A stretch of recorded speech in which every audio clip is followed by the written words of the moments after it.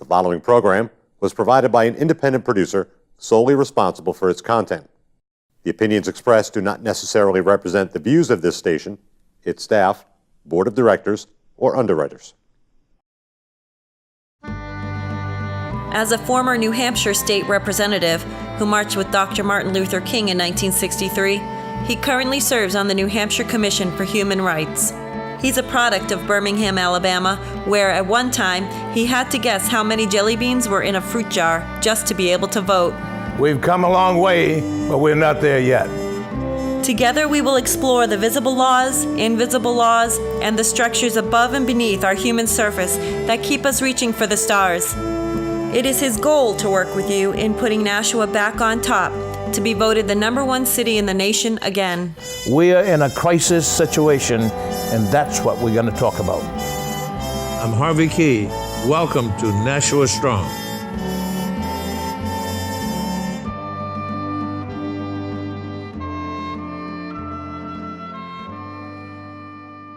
Good afternoon, Nashua. Welcome again to Access Nashua, local television right here in this big heart city called Nashua. I say it's a big heart because we invite everybody who comes to this city to become a citizen. That means they embrace inclusion, irrespective of your race, creed, gender, or outlook.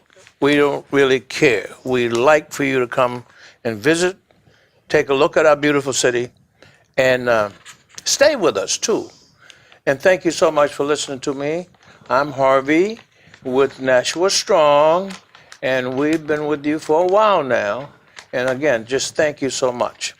So today, we have with us one of the longtime young politicians in the city who's been a Democrat all of her life, I believe. And she has come up with an idea that just might be the solution or part of the solution to the shutdown of our federal government. You know and I know that having 800,000 people not working and not having a paycheck to feed their kids or take their kids to school or pay the rent or pay the note on the house, all of that is so confusing. And our government, the House, the White House, and Congress are guilty of not coming together for solving or resolving this problem. This is the longest in the history, as you know, and I'm not going to try to repeat all of that. It is just not the kind of thing that I would like to see, and I don't think most of you would like to see the world looking at us as this dysfunctional government. Most of the world look to us as leaders, wiser than what we have displayed in the last 2 or 3 months, and we can be better than that, and we're going to be better than that. I just want to ask one question before I want to make a statement,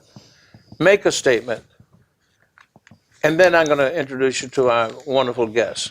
The statement I want to make is saying to all of the legislators, congressmen, senators, White House people, did you get your check stopped when 800,000 people got their check stopped? Did you have to live from month to month or week to week? Did you have money to feed your kids and get them to school? You think about that, and don't let this happen to us again. Now, I don't want to be upset with you, Congress folks, about that, but I'm getting there. I have with me today a lady who's been around for a while. I've known Mrs. Moler for a long time. I don't know if it's 10 or 15 years, maybe. But I have Theresa Moler, Mrs. Theresa Moler, who sent me a note saying, Harvey, this is what I think would help relieve the shutdown in our country. Now, usually we don't talk about politics on this show. We don't talk about politics at all. And this is not, I don't know what you call this. This is common sense. And you don't have to be in the State House or the Congress or the White House to know that it is ridiculous to have us out for, 34 days? I'm not sure. But I have a couple of questions. Let me introduce you. Mrs. Theresa Moler, welcome to our show, and thank you so much for bringing these ideas to our attention. Now, whether they work or not, we don't know. But that's where you come in, and I think you're so fantastic. I think you're onto something, because I haven't heard these kind of questions asked by anybody in Washington or the State House or any house. But you came up with them, and I think they're wonderful. Let me ask you this. How long have you lived in Nashua? Since 1980. 1980. Yeah. Were you born here? No, Where were you born? I was born in California. Is that why you're so bright? I You brought don't. the sunshine with you. No, I don't know. I think it's my diversity. I lived in a lot of diverse places and stuff, and my upbringing and stuff, and That's great. You got involved with the Democrats here in Nashua? yeah, I did in the mid 2000s. I got involved with that. And what position did you have, Mrs. Moler? Well, I'm currently a selectman, Ward 2, Nashua. I've been that for You're several a years. selectman in Ward 2. Yeah. Ward 2, listen up. Mrs. Moler is here. She represents you. And that's Ward 2. And I've been a selectman for I'm like my fourth term. I'm on my fourth term being a selectman. Great. And I know that you volunteer, hold up signs for anybody who's in the Democratic side, what you call the right side, right? Yeah, I've volunteered for lots of campaigns and been interns and lots of federal and state candidates I've done volunteering for, and I've met all the federal and state candidates. And I am, and we are, so very proud of you and what your contribution is. We just need all of these. Now, I remember we had a little conversation not too long ago and said, Harvey, what these questions don't mean? The questions always make sense. It's the answers that don't make sense. So the questions, it's our job to answer the questions. We don't know what's in the minds of anybody. And we can't assume that they are wrong or they're not good. We need to put it on the table, tear it apart, put it back together. Now, this is not script. We're not in a particular sequence of asking you anything. Right now, you know Skip Cleaver, who's our chairman of the Democratic Party. You know Michael Peterson, who's the vice chair. You know Senator Shaheen, Senator Hassan, Congressman Chris Pappas, and Annie Custer. yeah. And they've been knowing you for a long time because you work on their campaigns. I'm going to suggest after we finish here today that you take this document and put it in a format that Skip Cleaver and Michael Peterson, which is our local leaders, can put it together and send it to our Congress people to see if when they come to the table, they will have your ideas to help discuss it with the White House. Would that be something you'd like to do? Yeah, I think that's something I'd like to do. All right. Well, now, this is your show now. It's not mine. I just invited you. And the leaders back behind the scene here asked me to ask you these questions. Okay. He said, Harvey, ask Mrs. Moler, how long have you been in politics? I've been in politics since like 2003. I got involved in politics when my friend of mine said, go turn on the TV and watch what's going on. I turned on the TV, and that was when the Twin Towers were being attacked. And I thought, oh boy, I'm really missing out on what's happening in the world. So I started watching what was happening in the world, and I said, I need to get more involved in my community. And then shortly after that, I went to go vote, and they said, would you like to work for this campaign? And I put in my name, and the rest is history. Oh boy, thank you so much. And that's what we should be doing. Getting in. Involvement makes a difference. Involvement always makes a difference.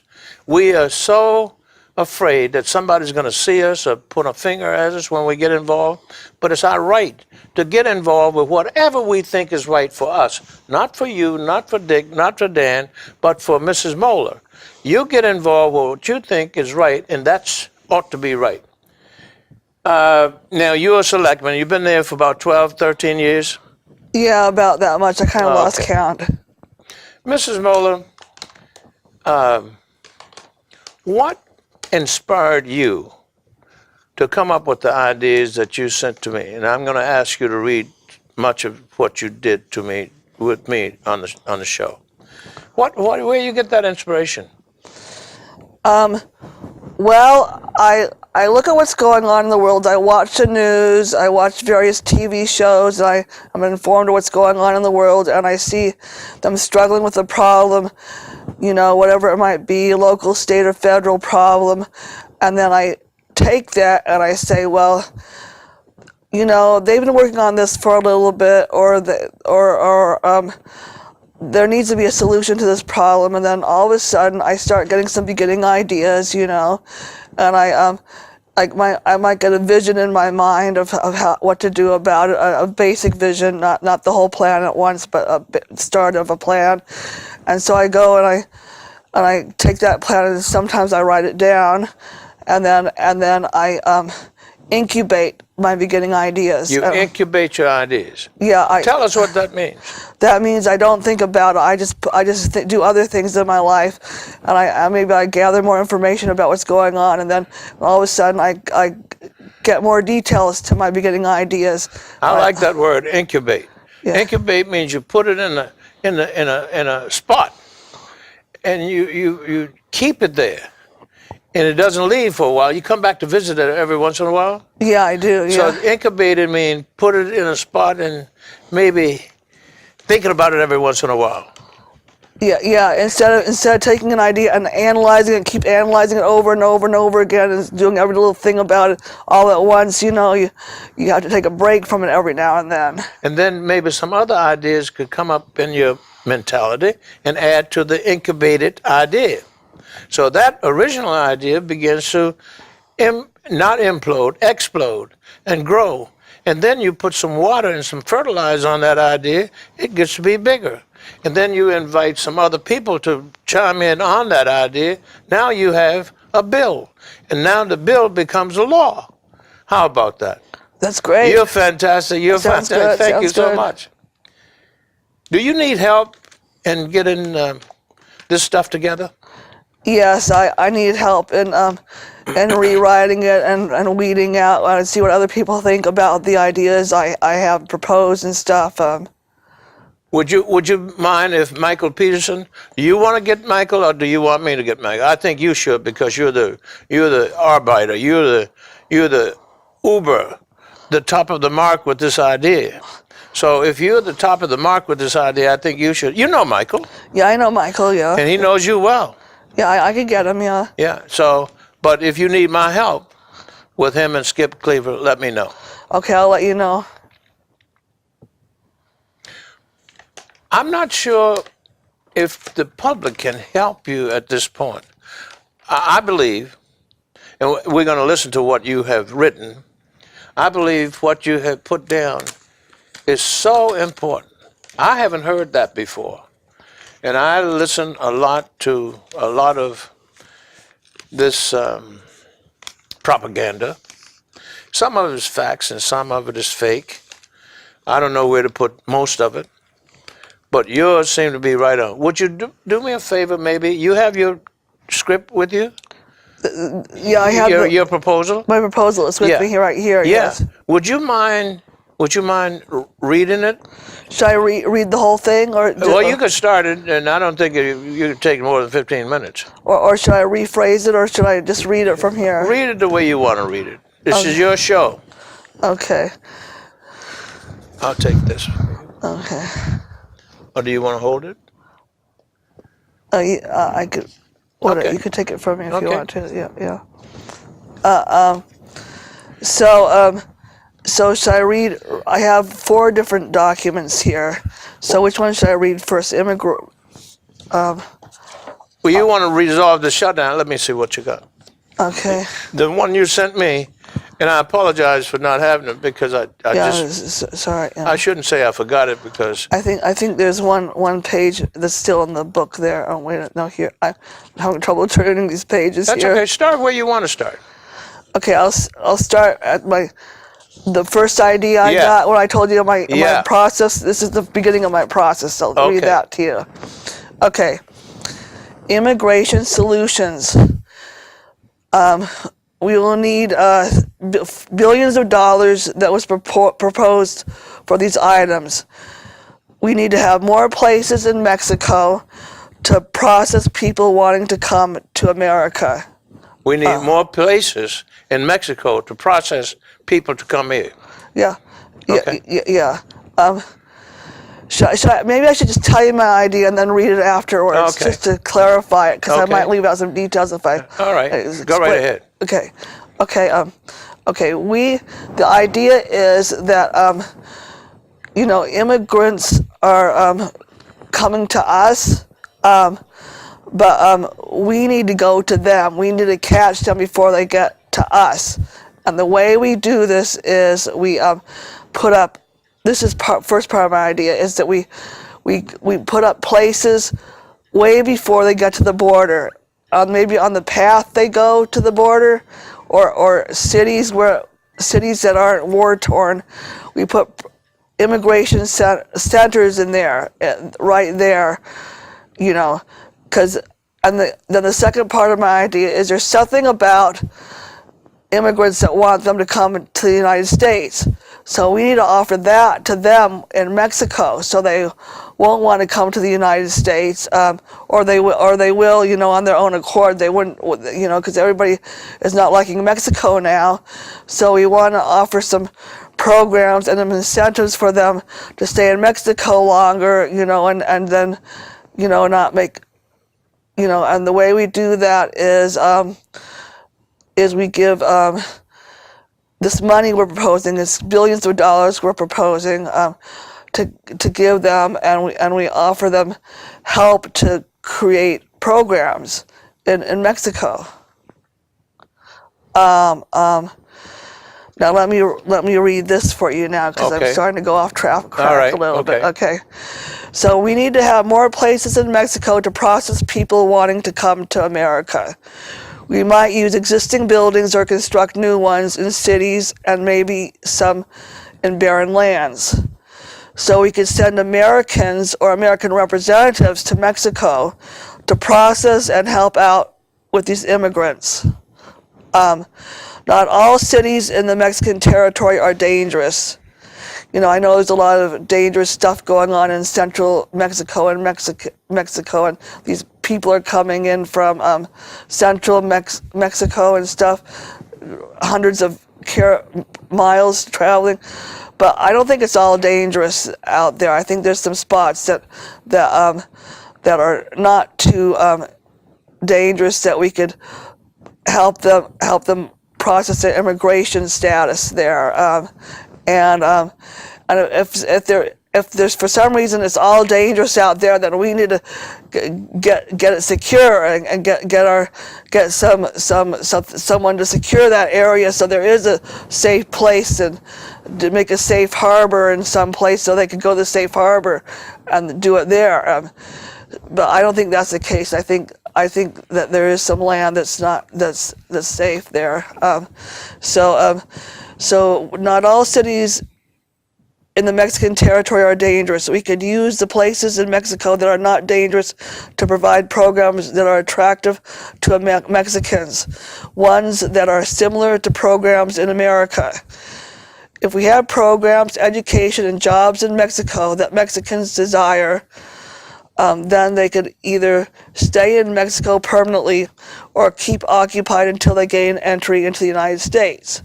So that'll keep them longer, rather than building all walls, build more places dispersed along the trail and closer to their homes for them to apply for a visa or citizenship.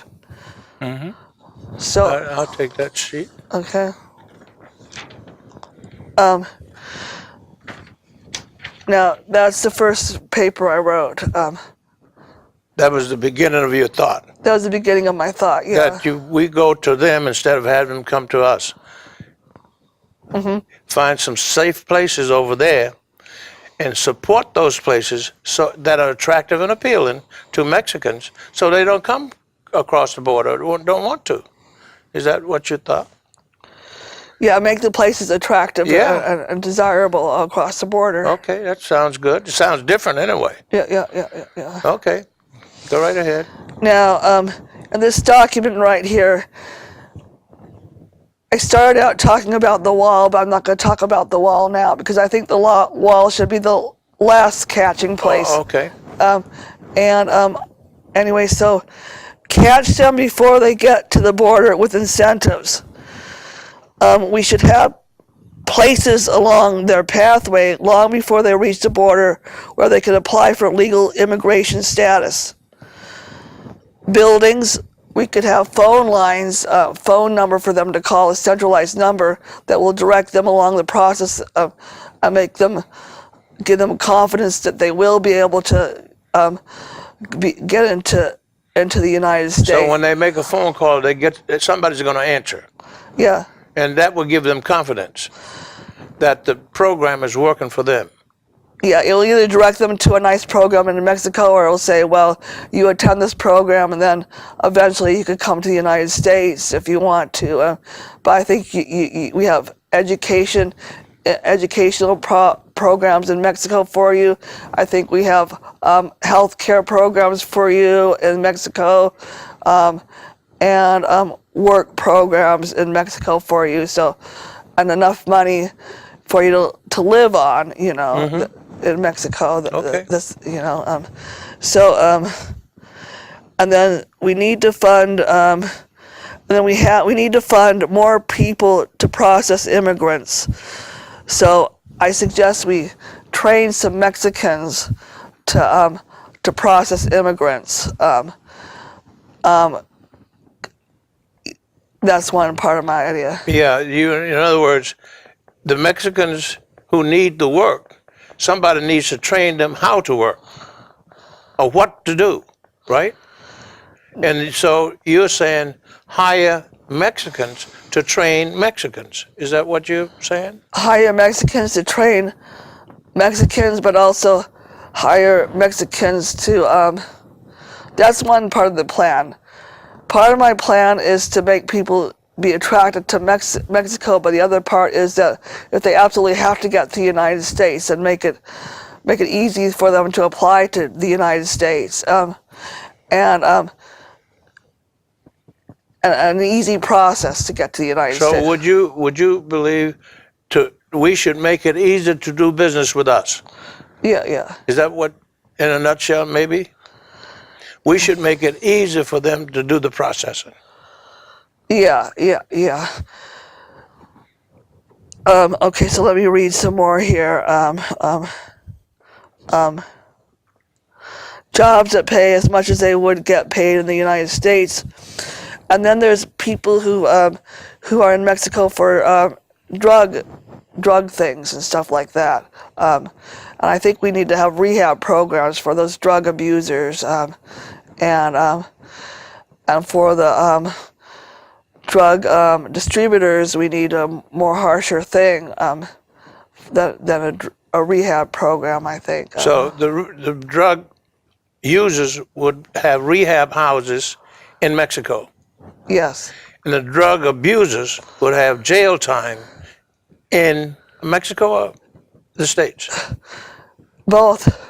Yeah. Okay. But anyway, to lock them up. Lock them up, yeah. Okay. Lock yeah, up I'm the with drug you. cartels. Yeah, I think you're right. But Mrs. Moler, I understand from the TV, of course, that most of the drugs don't come across the border. The big drugs come in planes and ships and cars, and that way the top money goes to some top people. Those guys who are coming across the border, who have a pair of pants on, how much drugs can they bring? Not much. So the real drugs are coming around the corner. I understand they have caves that go underneath the fences they have already. So they're saying that that's not going to stop the drug trade. It's coming here because people want it. And Americans are willing to pay for it, and they pay big money for it up top in the government in Washington, D.C. They're buying drugs right now as we speak, and they're using them, and they're using our tax money to do it.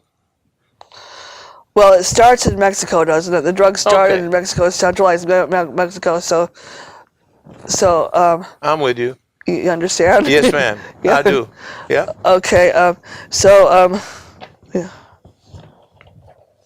So let's see. So the second part. Well, I haven't done the first part of this yet. So Okay. It's your show, you know. okay. The problem with the Mexicans, for some reason, they want to come. I already said that. Okay. Maybe have sanctuary cities in Mexico that are just cities for people. They could make the cities however they want to. If they want to mimic the United States cities, they can, because they want to go to the United States. So, but if they want to do their own culture, they can do their own culture. Their choice. It's their choice, and we could help them out. I'm not talking about what do they call it? What do they call it when you reform the cities? Rehab. Nation building, or what is that Let's word? call it like. It's rebuilding the city. It's called. I can't think of the name, but I know it's right on the tip of my tongue. But we know when you go to Iraq and you go to Syria and you have all these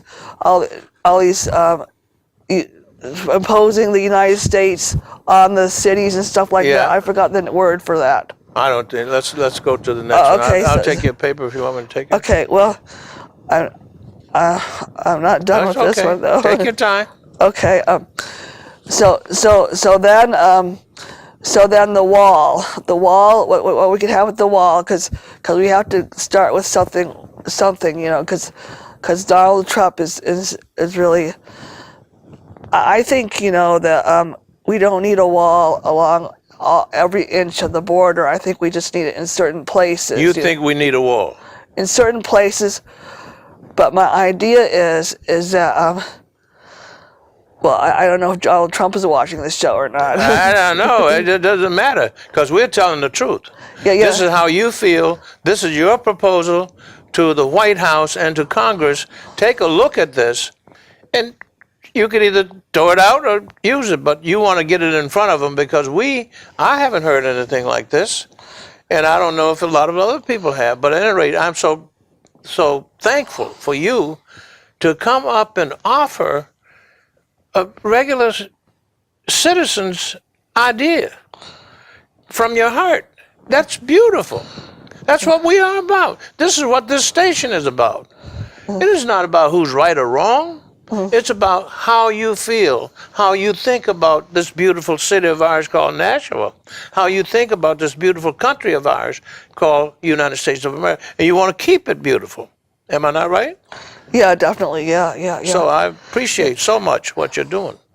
So the wall. I was thinking on the wall we could have like a way to people to pick up a phone that goes to a centralized immigration place, and we could put buildings along the border that are like for hospitals or doctors in them, and have more comfortable places to live. And then we have an information wall. Like the wall could have information on the wall, like what to do to get to the United States. So you're going to publish on the wall for Mexicans to read what to do, the process. Here's 1, 2, 3, 4 to do this, that, and the other. This is what you do. Is that something like that? Yeah, and it might be pieces of paper they can rip off and take with them, or Yeah. something like that. Or So it could be a tablet of pages, and if one wants to take it off and take it and read it and keep it and follow the process to get into America, they can. Yeah. So this back to what I said, and maybe you agree with me, being easy to do business with. Being easy to, well, America is difficult to do business with at the wall at this time. But Mexican who can come to the wall and have a process, write down 1, 2, 3, 4, and you're either in or out, that's easy to do business with. Yeah, and I don't see why we can't have all these buses to ship people back to those nice sanctuary, those nice cities we created, in Mexico. You have some buses, you say, to take them back rather than have them walk? Yeah, or take whatever. If they have to go back to Mexico, then we have the buses to take them back. I think that's huge. Yeah. It's helping, it's giving and serving. That's what humanity, it ought to be about, right? Yeah. That's what is humanity? Giving and serving is the human thing to do. Whether they be Mexican or any other nationality or color or skin or where they came from, doesn't matter. We're trying to be easy to do business with. That's what you think, right? Yeah. I put that in your memory. Yeah, because we want to be easy to deal with, and we don't want to really punish people, really, or we don't want to be mean to people. We want to be cordial to people. I like what you're saying. Yeah. Okay, I'm ready for more. Okay, so the wall. It could be beneficial to have smart barriers in areas that have high crossing traffic.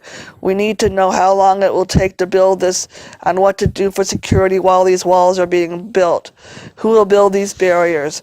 Maybe at these walls we could have a bunch of phone lines that immigrants can use that once picked up only goes directly to immigration processors. The processors can direct the immigrants to the next step. If we offer immigrants hope and possibilities, then they won't cross the border illegally. We can let them know that they can do what they can do until they are allowed inside the border, such as we could build some nice rooming houses near the border and have job trainings and educational programs. We could have bunch of buses that could take them to Mexico. We could fly them to Mexican cities, or if they are dangerous, we could just send them to the House of Corrections.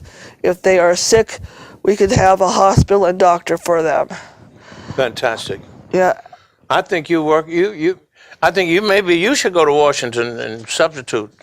Yeah.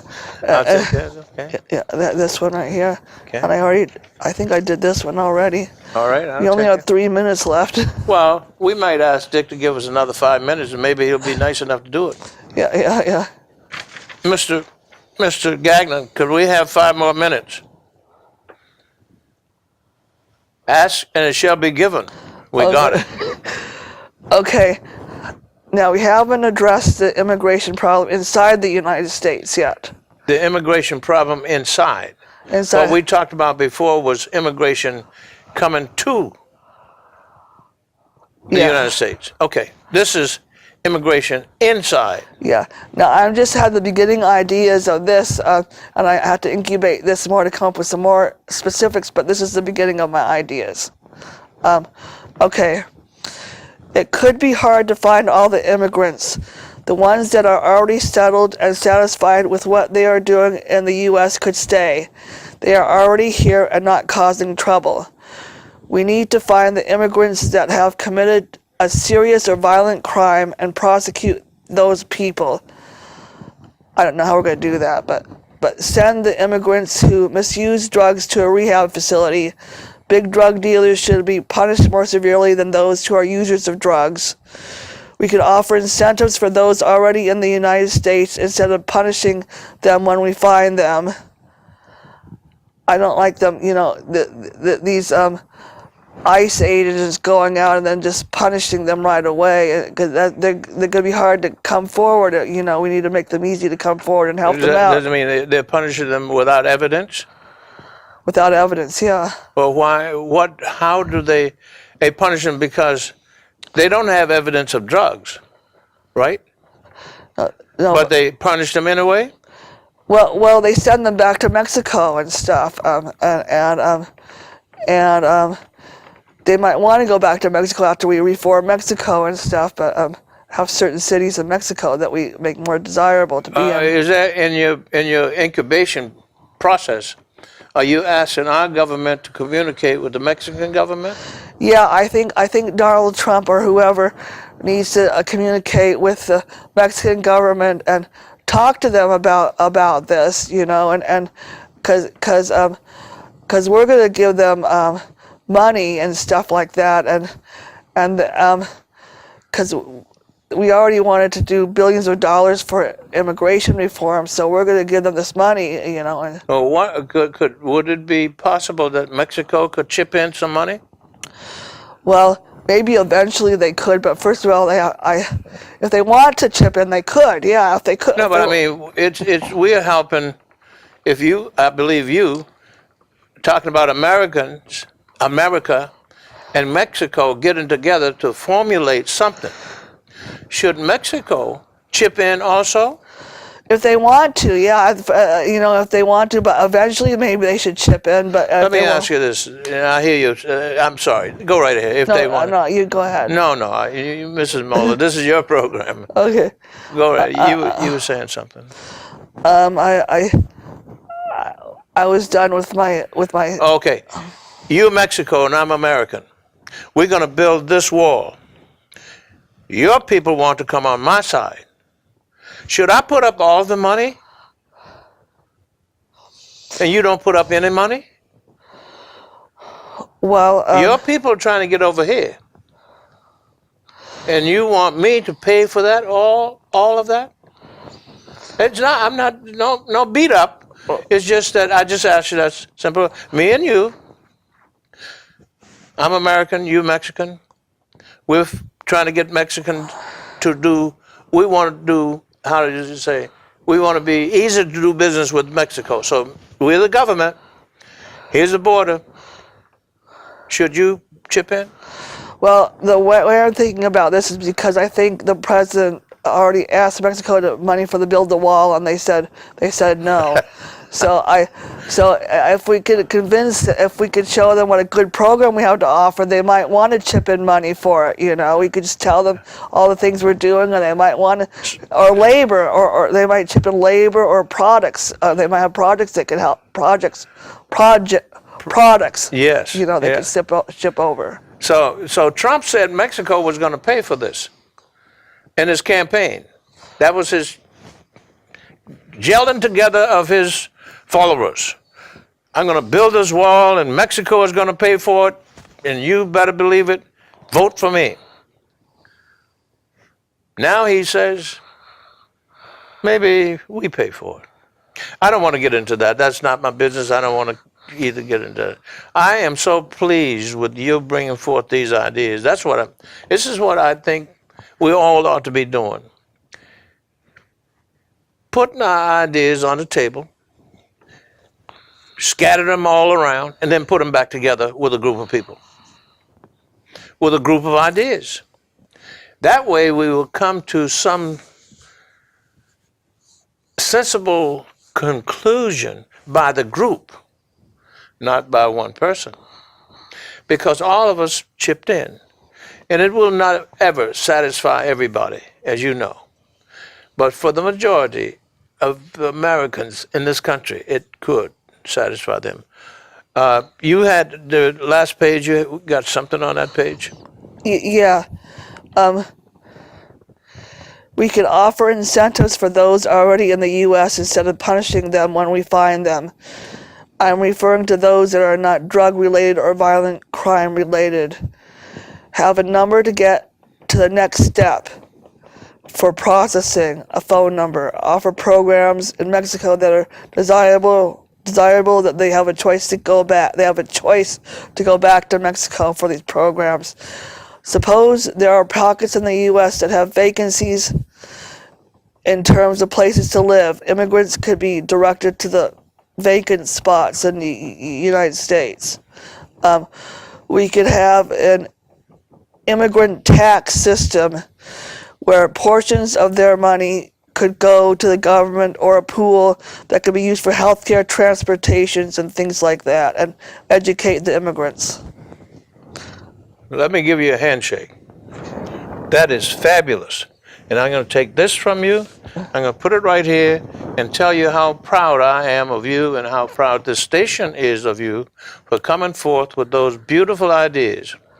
I'm going to, we're going to shut this down in a few minutes, but I just want to suggest to you, see Michael Peterson, who's the vice chair of the Democratic Parties, Skip Cleaver, who's the chairman. The 4 people in Washington, D.C. are in your corner, and I am solidly behind you to help you. And anybody out there in the audience feel that you want to chip in with Mrs. Moler, send her something that she could add. What is your phone number? 930 930 39 39 34. That's 603. Yeah. Yeah. Send Mrs. Moler something if you like. And if you don't, it's okay. She has come with a pile of stuff that most people don't even begin to think.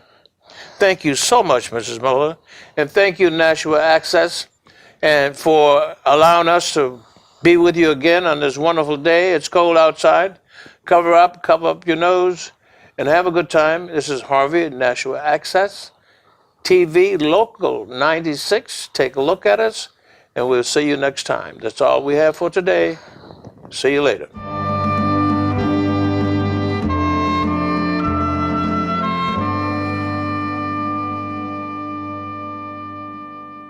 The preceding program was provided by an independent producer solely responsible for its content.